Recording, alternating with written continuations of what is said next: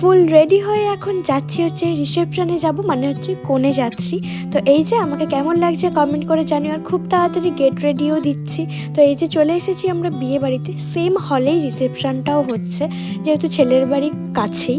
তো তার জন্য এখানে আমরা ফার্স্ট তত্ত্ব নিয়ে চলে এলাম ভিতরে। এই যে সেমই লাইট টাইট দেওয়া আছে, শুধু গেট আর এই ডেকোরেশনটা আলাদা ছিল, বেশ সুন্দর লাগছিল। বিয়ের দিনে একটা অন্যরকম ডেকোরেশন ছিল, রিসেপশনেও ঠিক অন্যরকম, বাট খুব সুন্দর লাগছিল।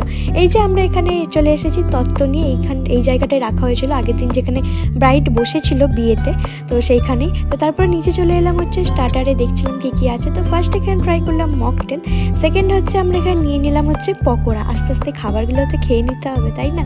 তো যাই হোক, এখানে আইসক্রিমের স্টলও দিয়েছিল, তো এখানে বাটারস্কচ আইসক্রিম নিয়েছি। রিসেপশনের ভিডিওটা বড়, তাই জন্য দুটো পার্টে দিচ্ছি। তো আজকের ভিডিওটা এই পর্যন্তই, কেমন লাগলো জানিও, ভালো লাগলে একটা লাইক করে দিও। দেখা হচ্ছে নেক্সট পার্টে। তো আজকের মতো টাটা।